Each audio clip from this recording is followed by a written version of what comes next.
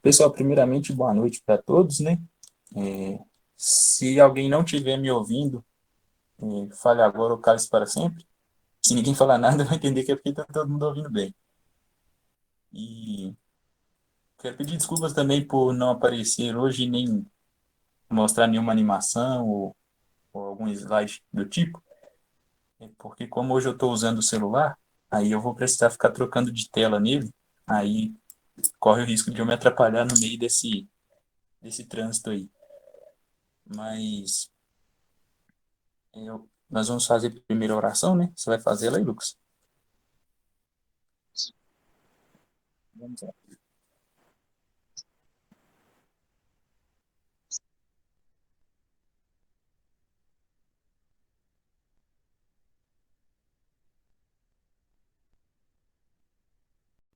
Para fazer com fruto este tempo de estudo. Minha Mãe Imaculada, São José, meu Pai e Senhor, meu anjo da guarda, intercedei por mim. Santa Teresa de Ávila, rogai por nós.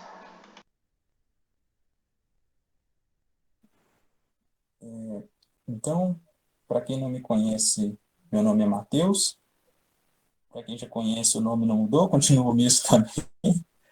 E hoje eu vou estar dando continuidade ao conteúdo da semana passada.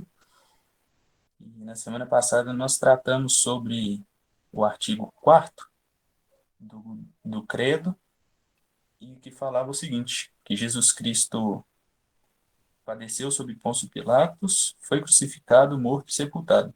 E aí, na semana passada nós falamos da primeira parte e desse artigo, e hoje nós vamos falar da segunda parte. E a segunda parte, ela fala do seguinte, sobre a morte redentora de Cristo no desígnio divino da salvação.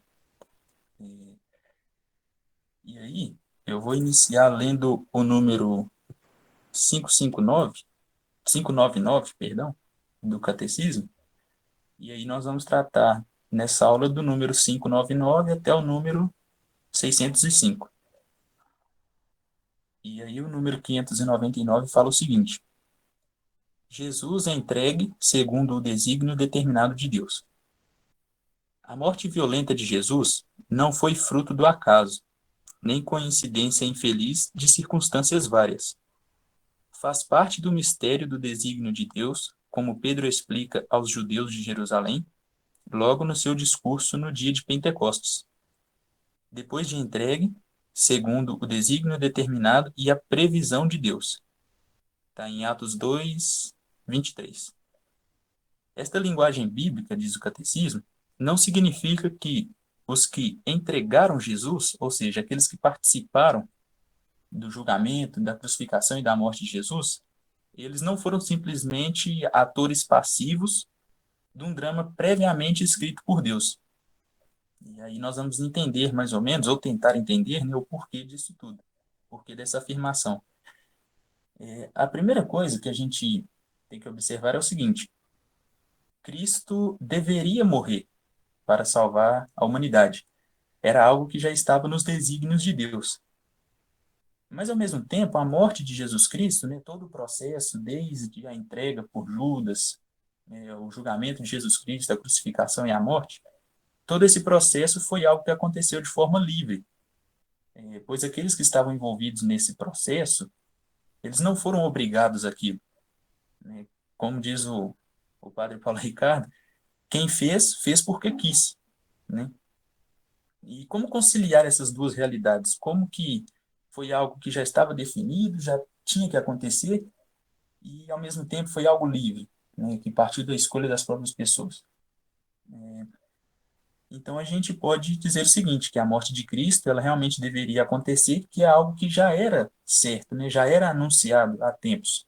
Os profetas falaram sobre como seria, né, a morte de Jesus Cristo, e já há muito tempo isso já vinha sido tratado, já vinha sendo relatado como que aconteceria. Mas como que as pessoas que participaram disso participaram livremente, se era algo que já era definido por Deus? Como que Deus permitiu que isso acontecesse sem interferir na liberdade de escolha de cada um dos envolvidos? É o que nós vamos tentar entender nessa aula. E aí, para tentar ilustrar um pouco do que aconteceu, nós vamos ler o número 600 do Catecismo, que fala o seguinte: a Deus, todos os momentos do tempo estão presentes na sua atualidade. Por isso, ele estabelece o seu desígnio eterno de predestinação, né? E o catecismo traz a palavra predestinação entre aspas, para que nós não caiamos no erro de interpretar essa palavra como alguns protestantes, né? Como, se não me engano, a interpretação calvinista, né? E Deus, por exemplo, eles interpretam que é o seguinte: Deus já designa pessoas que vão para o céu e para o inferno, né? Não é isso que o catecismo quer trazer para nós. E aí, continuando. Por isso, ele estabeleceu o seu desígnio eterno de predestinação, incluindo nele a resposta livre de cada homem à sua graça.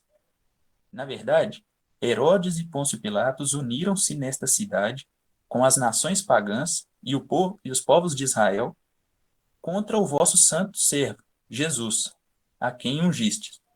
Cumpriram assim tudo o que vosso poder e os vossos desígnios tinham de antemão decidido que se realizasse. Isso vai estar lá em Atos 4, 27 e 28. Deus permitiu, né, o catecismo continua, Deus permitiu os atos resultantes da sua cegueira como fim de levar a cabo o seu plano de salvação. Então, esse número 600, mais ou menos, explicou isso que nós falamos agora há pouco. E aí, como que Jesus, que Deus, na verdade, permitiu os atos das pessoas dentro da liberdade de cada uma delas, a fim de que tudo acontecesse conforme a previsão dele, conforme o desígnio dele. Para a gente tentar entender um pouco dessa dinâmica de Deus, tem uma história que ajuda a gente a entender um pouquinho. Vamos imaginar como se Deus fosse, imaginar, na verdade, um jogador de xadrez. Um jogador de xadrez profissional, ele tem a capacidade de planejar as ações dele, né, planejar como ele vai desenvolver aquele jogo, aquela partida, e ao mesmo tempo que ele desenvolve o planejamento dele, ele consegue ler os movimentos do jogador adversário e prever, né, consegue adivinhar, digamos assim, qual que é o raciocínio que o adversário dele está tendo, né, qual que é o planejamento do jogo que ele está fazendo, e com base nisso, ele consegue antecipar os erros do adversário antes mesmo que o próprio adversário consiga perceber que está errando. E aí, com base nisso, ele constrói o jogo dele. Ele vai colocando algumas peças, né, estrategicamente posicionadas no tabuleiro, de forma que o adversário vai ser levado a capturar essas peças e ele próprio vai pensar que está ganhando o jogo, quando na verdade ele está caindo, né, no planejamento do jogador profissional. E aí, o que que isso tem a ver com a atuação de Deus na humanidade, na história da humanidade? Deus, ele, de um único lance, de um único relance, digamos assim, ele consegue ver nosso passado, o nosso presente e o nosso futuro. E aí, tendo isso em vista, essa questão do passado, o presente e o futuro, Deus consegue planejar os acontecimentos, né, que vão se dar, todas as coisas que vão acontecer na humanidade. Deus já sabe, ele já tem em mente tudo isso. E aí, com base nisso, ele consegue planejar, né, digamos assim, fazer os desígnios dele e de utilizar da liberdade de cada um, digamos assim, né, não no sentido de usar a humanidade, né? Eu espero que eu consiga explicar essa parte bem. Mas e se vocês ficarem com alguma dúvida, podem abrir o microfone e perguntar. Que Deus, na verdade, ele usa dessa visão que ele tem do passado, do presente e do futuro, para planejar os acontecimentos na humanidade, no mundo, na história, de forma que o desígnio dele seja cumprido. Mas ele não interfere na nossa liberdade, né? Ele apenas permite que as nossas escolhas sigam o caminho do cumprimento do desígnio dele. E é o que o catecismo trouxe para a gente, que Deus permitiu os atos resultantes da sua cegueira, ou seja, da cegueira daqueles que contribuíram para a morte de Jesus, como fim de levar a cabo o seu plano de salvação. Ou seja, pensando lá no exemplo do jogador de xadrez, ele fez o jogo dele, né, guiou todos os passos que ele utilizaria para cumprir o jogo, cumprir com o objetivo, enquanto o outro jogador, o adversário, jogava, né? Em momento nenhum, o adversário desse jogador deixou de ser livre. Todas as decisões que ele tomou foi pela liberdade dele, ele mesmo que escolheu, né? O jogador apenas colocou alguns elementos que fizeram com que o adversário contribuísse com o plano dele, né? Jesus, esse foi um exemplo, mas só para ilustrar mesmo, porque Jesus ele não vê a gente como adversários num jogo de xadrez, né? Mas ele guiou-nos na nossa liberdade, guiou o curso dos acontecimentos para que o desígnio dele fosse cumprido. Qual que era esse desígnio? Era a morte de Jesus Cristo para a remissão dos pecados da humanidade. E aí surge um questionamento. Significa então que Deus sabia anteriormente que Jesus seria morto depois, no futuro, né, por ação de Judas? Então, digamos assim, Jesus Cristo sabia já ontem, na verdade Deus, perdão, Deus sabia ontem que hoje Judas entregaria Jesus e amanhã Jesus seria morto por uma morte de cruz. Se nós ficarmos pensando muito nesse assunto, nesse questionamento, nós vamos, de certa forma, paralisar o nosso cérebro, porque é algo que a gente não consegue compreender. E nós vamos entender o porquê que nós não conseguimos compreender. Aí, para ficar um pouquinho mais fácil também, tem uma outra história que é a seguinte.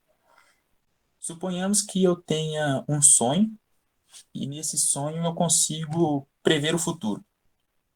Aí eu sonhei que eu entraria no Titanic, iria viajar, né, dentro do Titanic e ele afundaria e eu iria morrer. Meu sonho foi esse. Então eu acordei e fiz o seguinte: olha, eu sonhei que eu vou entrar no Titanic e o Titanic vai afundar e eu vou morrer. Então eu não vou entrar no Titanic, né? E assim eu faço, não entro no Titanic, o Titanic vai, afunda, mas eu não morro. E aí eu, todo orgulhoso, vou falar, olha só como eu sou, eu previ o futuro.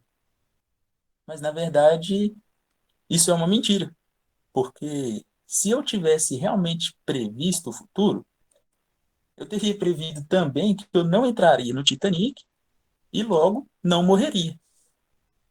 E aí a gente começa a ficar confuso, né? A gente começa a se perguntar, mas então como que é possível fazer isso, né? Como que Deus já sabia de tudo que ia acontecer e planejou os acontecimentos de forma que o desígnio dele fosse cumprido, né? A resposta para essa nossa confusão mental, para essa nossa dificuldade de entender, ela é uma resposta simples, né? Pode não parecer muito simples, mas acho que no final vai ser simples, que é o seguinte: nós tentamos pegar Deus, pegar a realidade dele, que é uma realidade atemporal, é uma realidade eterna, e trazer para dentro da nossa realidade. A nossa realidade é uma realidade temporal. A nossa mente, ela é acostumada a pensar de forma cronológica. No entanto, Deus não pensa assim, né? As coisas para ele não funcionam da forma que funcionam para nós. E é por isso que a gente fica tão confuso e causa tanto conflito no nosso raciocínio de tentar entender essa situação. Porque o que acontece para Deus, na verdade, é o seguinte: Deus, para Deus não existe ontem nem hoje, né? Não existe passado, presente ou futuro. Para Deus, todos os momentos da existência, desde aquilo que para nós é o início até aquilo que para nós é o final, todos esses momentos, cada fração de segundo, cada instante, está inserido num único momento, que a gente pode dizer como o presente de Deus. Deus está lá, fora da nossa realidade, fora do nosso tempo, fora de tudo aquilo que a gente conhece, e ele vê de uma única vez, num único instante, todos os instantes. E aí a gente se pergunta, mas como que Deus consegue? Aí não tem resposta, a gente não consegue saber. Né? Então, por isso que muitos dos questionamentos que a gente faz em relação a isso são questionamentos meio que sem resposta. Né? E aí entra o trabalho, né, dos teólogos, dos estudiosos, que é tentar encontrar algumas explicações que possam nortear aí a nossa fé. Né? O padre Paulo Ricardo fala também numa aula dele que sobre um determinado assunto, não lembro muito bem se era sobre esse assunto específico, mas sobre um determinado assunto assim, que caiu nesse conflito teológico, né, de a gente tentar entender a forma que Deus age, a briga, entre aspas, foi tão ferrenha entre o que se deveria acreditar, né? Por exemplo, eu trouxe aquele ponto, né? Cristo deveria morrer, era algo que já estava nos desígnios de Deus, mas ao mesmo tempo a morte de Jesus foi algo que aconteceu de forma livre. Esses dois pontos em si são suficientes para criar esse conflito, né, de pensamento, como que uma coisa era possível e a outra também ao mesmo tempo. E esse conflito foi tão grande que chegou ao ponto do Papa dizer que estava proibido, né, brigar e discutir por esse assunto. Então, o que foi decidido foi o seguinte: nós vamos crer que Cristo deveria morrer, que era algo que estava nos desígnios de Deus, e vamos crer também que a morte de Jesus foi algo que aconteceu de forma livre, né? Porque ficar tentando explicar um acontecimento em detrimento do outro não vai levar a lugar nenhum, porque cai nesse conflito teológico. E, e aí, para continuar aquela explicação lá sobre o sonho do Titanic e por que a nossa realidade é diferente da realidade de Deus, é justamente isso. Nós não conseguimos entender a forma do raciocínio de Deus, né? Porque para ele todos os instantes acontecem num único instante. Nosso, aquilo que a gente conhece como passado, conhece como futuro, conhece como presente, para Deus é uma coisa só. Está acontecendo lá, agora, ao mesmo tempo. E tentar pensar como Deus é o mesmo que tentar adivinhar o cheiro que uma cor tem. Se a gente começar a se perguntar, poxa, que cheiro será que tem a cor azul? Né? Ou que cheiro que tem a cor vermelha? Que sabor que tem a cor vermelha, digamos assim? São coisas que não dá para a gente explicar, né? Com o nosso próprio raciocínio humano, a nossa própria capacidade de entendimento, a gente não consegue. Né? E por isso que a gente cai nessa dúvida, nesse conflito de raciocínio, quando se trata daqueles dois tópicos que eu trouxe inicialmente. E aí, para termos uma ideia, né, mais ou menos, conseguimos imaginar mais ou menos como que Deus age na história, nós não vamos entender completamente, né, porque, como eu disse, é algo que está fora da nossa realidade. Mas a gente consegue ter mais ou menos uma ideia, que é o seguinte: essa é uma história que o Padre Paulo também conta, sobre um padre, né? É uma história que se passa num seriado de humor italiano. E nesse seriado humorístico, os personagens principais são um padre de uma cidadezinha do interior e o prefeito dessa cidade do interior, que é um prefeito comunista. E aí todo o desenrolar do seriado se dá no conflito entre os dois. Né? Mas a história em si não tem muito a ver com isso, porque a história é o seguinte: esse padre estava andando, estava caminhando, E passando perto da linha de um trem, ele tropeçou na linha do trem e caiu, né, em cima dela, caiu no caminho. E bem na hora que o trem estava vindo.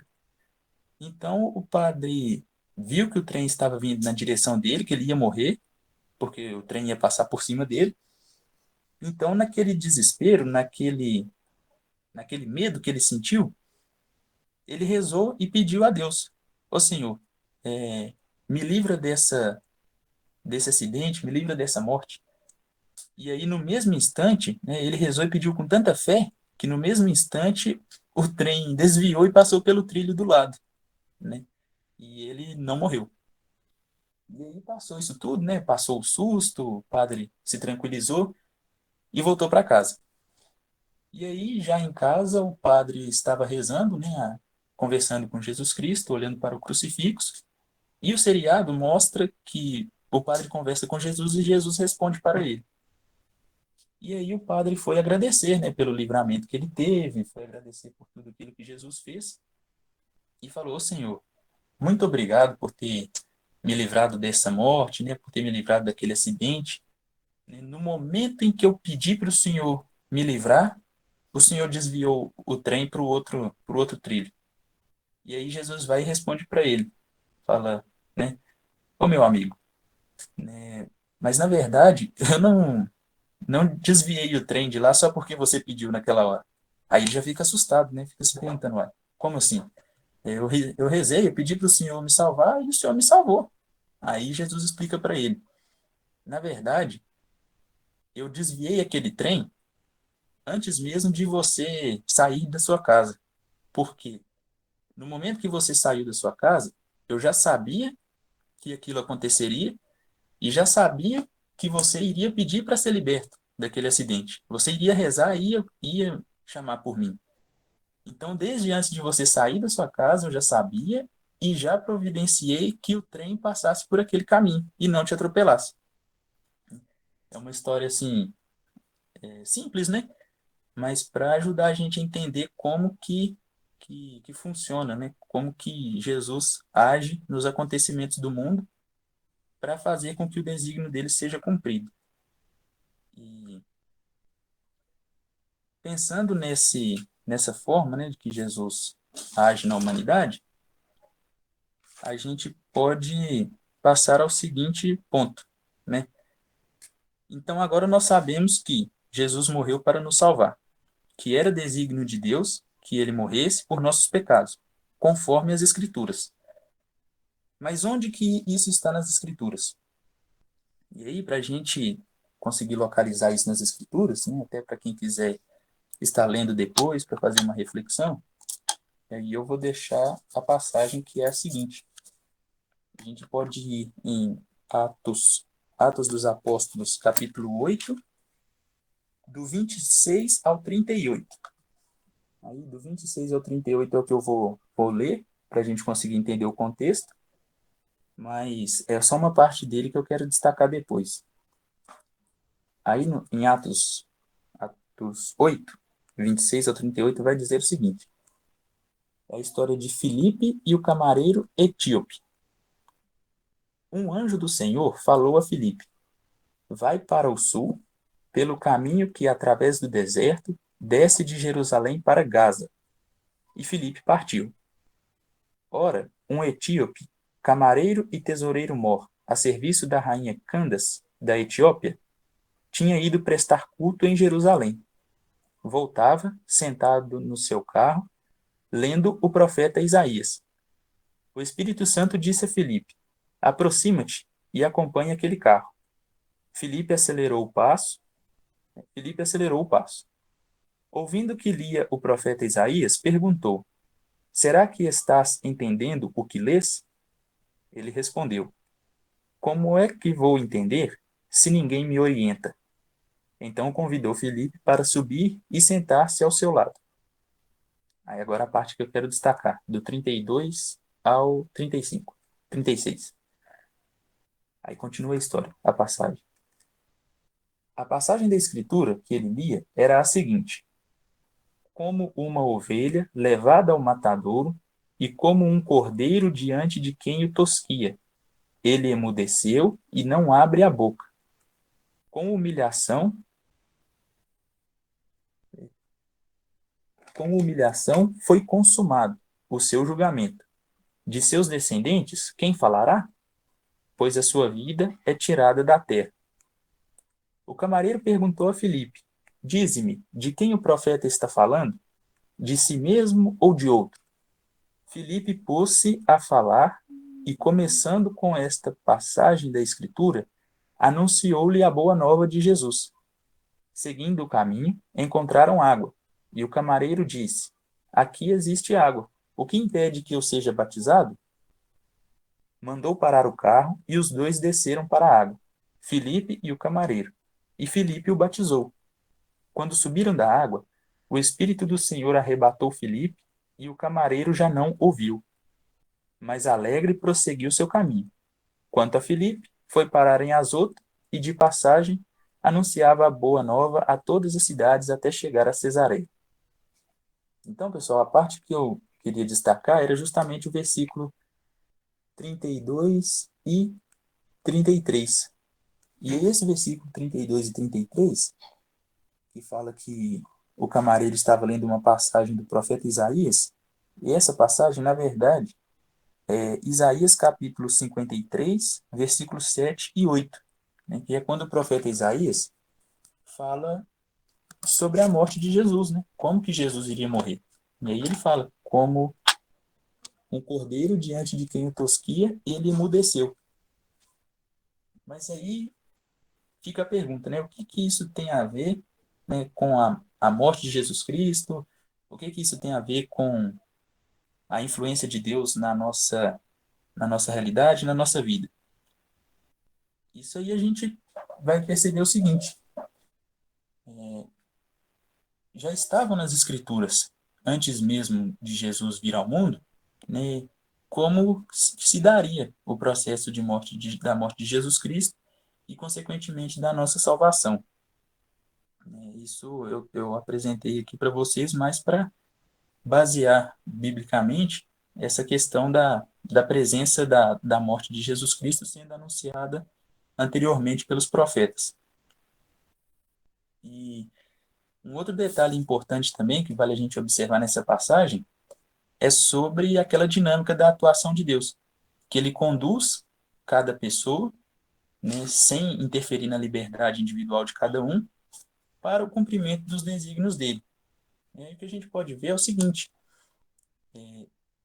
Deus tinha já o desígnio de que a sua palavra, de que o evangelho fosse anunciado a esse camareiro. Tanto é que o Espírito Santo disse a Filipe para tomar aquele caminho, não foi à toa. O Espírito Santo disse isso para Filipe, por quê? Porque Deus já sabia que esse camareiro estaria passando por aquele caminho, lendo a passagem do profeta Isaías. E precisaria de alguém para explicar para ele. Assim como ele mesmo disse, como eu posso compreender se ninguém me explica? E então Deus providenciou que Filipe estivesse ali, providenciou que o camareiro estivesse lendo aquela passagem e providenciou também o convite do camareiro para Filipe pegar uma carona com ele. Porque assim Deus uniu a leitura do camareiro, o conhecimento de Filipe, para que ele anunciasse o evangelho àquela alma e ela fosse convertida, assim como realmente aconteceu. O próprio camareiro quis ser batizado, né? Então, Deus, vejamos bem, Deus utilizou, né, da liberdade individual de cada um para que no final o desígnio dele fosse cumprido. Eles poderiam, né, ter decidido por. O camareiro poderia ter decidido por não ler, Felipe poderia ter decidido por não ir, mas tudo concorreu, né, para o bem daquele que crê em Deus. E aí, essa frase, tudo concorre para o bem daquele que crê, foi São Paulo que falou. E aí a gente consegue tirar também uma reflexão muito bacana disso, que é o seguinte: Por que que São Paulo disse que tudo concorre para o bem daquele que crê, daquele que ama a Deus? Por conta do seguinte: nós já sabemos, né, já falamos que Deus planeja todos os acontecimentos no mundo de forma que o desígnio dele seja cumprido. E também que, se nós confiarmos em Deus, né, nós poderemos alcançar muitas graças, como foi o caso do padre. Ele confiou em Deus, fez a oração dele e o trem foi desviado, né, do caminho, preservando a vida dele. Então, a lição e a reflexão que fica disso tudo é o seguinte: tudo concorre para o bem daquele que ama a Deus, porque se eu amo a Deus, eu vou confiar a Ele tudo que eu tenho, inclusive a minha liberdade. E confiando a Deus a minha liberdade, Ele vai me conduzir pelo desígnio dele de salvação, de forma que eu possa alcançar a graça que eu necessito, a graça que eu busco, que eu possa alcançar a salvação. Nós podemos livremente escolher por não seguir a Deus, por não seguir Jesus. Mas se o fizermos, né, não chegaremos à salvação. Ou seja, Deus permite que eu tome as minhas decisões, mas ao mesmo tempo ele se abre para mim. E ele diz o seguinte: olha, confie em mim, né? Eu estou aqui por você, eu quero te salvar, mas é uma decisão que depende de você, né? E ele nos convida a fazer isso, a tomarmos a nossa cruz e seguirmos a ele. Ele nos convida, ele não nos obriga. E a reflexão que fica é o seguinte: é essa reflexão, né? Que se eu confio em Deus, se eu amo a Deus verdadeiramente, eu vou confiar a Ele tudo que eu tenho, inclusive a minha liberdade. E Jesus Cristo, né, tendo também a minha liberdade, porque foi dada a Ele por mim, Ele vai me conduzir no caminho de salvação. E só resta a mim, só resta a nós, fazermos o quê? Confiar e ter fé. Confiar, ter fé em Deus e ter paciência. Porque assim como a graça do Padre de ser salvo do acidente veio, a nossa também vai vir, no momento que Deus julgar necessário. Né? Porque Deus, tendo todos os instantes incluídos no mesmo instante, ele atende, né? Deus já atendeu, por exemplo, a gente pode dizer que Deus já atendeu orações que ainda nem foram feitas, né? Muitas orações que ainda serão feitas, Deus já atendeu, né? Deus já sabe o que que eu vou pedir, Deus já sabe o que eu preciso, e a oração que eu vou fazer, digamos assim, no ano que vem, Deus já ouviu e já atendeu.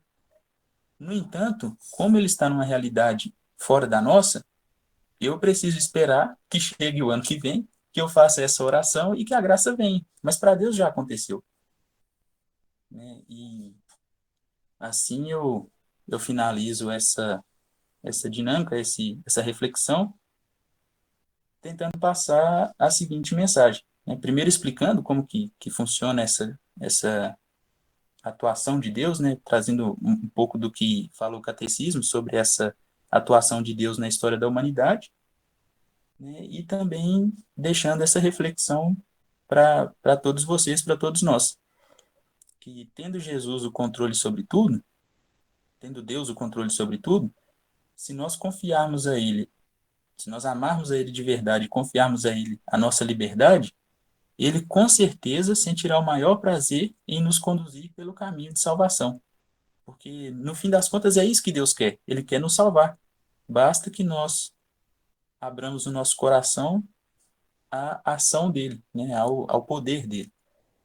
E assim eu encerro essa aula, essa apresentação. Espero que eu tenha conseguido trazer alguma coisa, né? Acrescentar em alguma coisa para o aprendizado de vocês. E se ficou alguma dúvida, podem ficar à vontade para perguntar, podem escrever ou podem abrir o microfone e falar, que se eu não tiver a resposta agora, eu prometo que anoto e trago para vocês depois. Mas no mais é isso aí, e que Deus abençoe a todos vocês e a todos nós.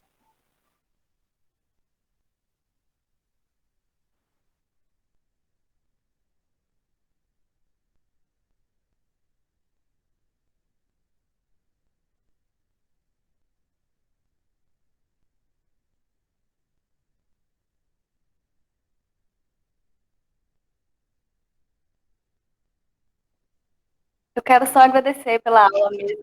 Foi muito boa, Matheus. Obrigada. Por nada, eu que agradeço pela atenção de vocês. Uma coisa que eu senti bastante foi quando você falou que a gente pede uma graça, né?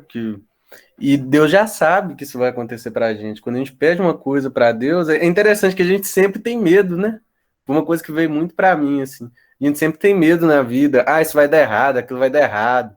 Você toma uma decisão, sei lá. Você sai de um trabalho que você tá se matando pra ir pra uma coisa mais tranquila, assim, pra passar o seu tempo com as pessoas que você gosta, pensando, nossa, se der errado e tal.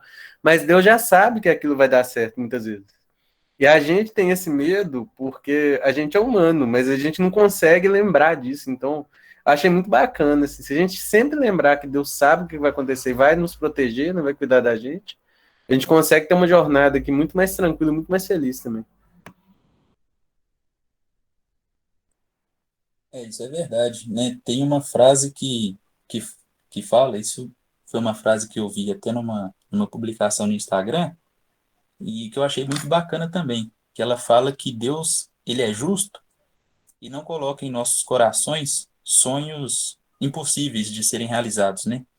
E isso diz respeito à nossa vida profissional, à nossa vida pessoal, é que se nós temos um sonho, se aquilo é uma coisa que é boa, que realmente vai fazer bem, vai ajudar nossa família, né? Se eu estou em um emprego e tenho o sonho de mudar para um emprego melhor, né? Eu vou buscar estudar para poder alcançar um emprego melhor, uma oportunidade melhor, para estar pronto quando a oportunidade surgir, né?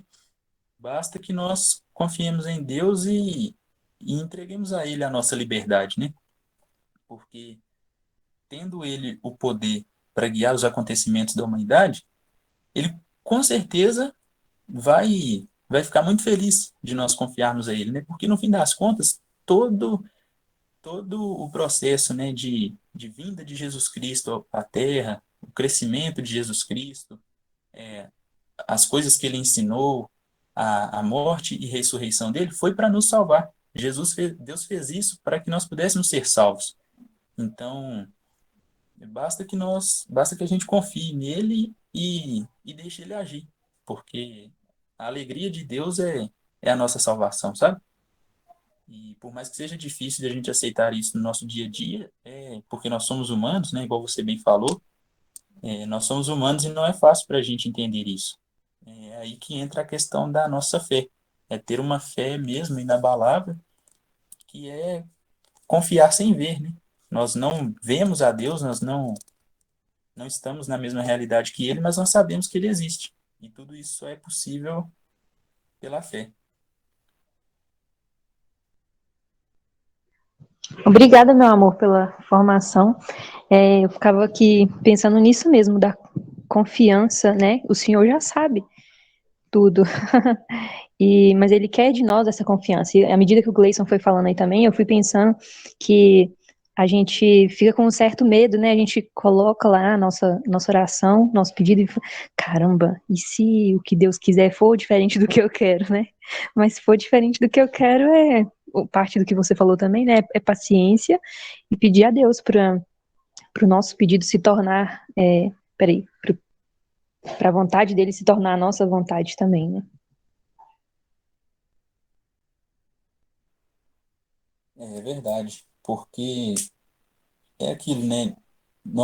Deus tem o plano dele para nós e precisa que nós confiemos nele. Mas nós também temos a liberdade, a qual Deus respeita. E se eu decidir por minhas próprias forças, minha própria capacidade, seguir o meu caminho sozinho, eu vou ficar muito mais suscetível ao erro, né? A chance de eu errar é muito maior. Agora, quando eu confio a minha liberdade a Deus, é Ele que toma o controle de tudo, é Ele que conduz, né, o curso da nossa vida. E aí Ele, com certeza, vai nos conduzir pelo melhor caminho, né, que é o caminho da vontade dele, o caminho da salvação. Amém. Exatamente, exatamente.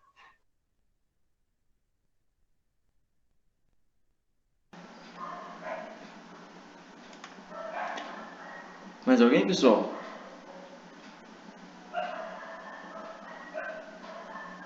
Bom, então dito isso, vamos fazer nossa oração final e encerrar nossa aula de hoje. Em nome do Pai, do Filho e do Espírito Santo. Amém.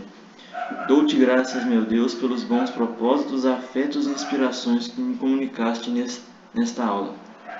Peço-te ajuda para os pôr em prática. Minha Mãe Imaculada, São José, meu Pai e Senhor, meu anjo da guarda, intercedei por mim. Em nome do Pai, do Filho e do Espírito Santo. Amém. Então é isso aí, pessoal. Mais uma vez, obrigado aí, como o Matheus já disse, né? Semana que vem estaremos novamente aí, se Deus quiser, às 20 horas. Um grande abraço para vocês. Pessoal, muito obrigado aí pela participação de todos vocês, né? Se no finalzinho aqui eu acho que eu acabei dando uma embolada aqui na explicação, mas espero que vocês tenham entendido bem e reforço a ideia, né? Se alguém tiver alguma dúvida, pode trazer que a gente vai explicando na medida do possível. E agradeço pelos agradecimentos também.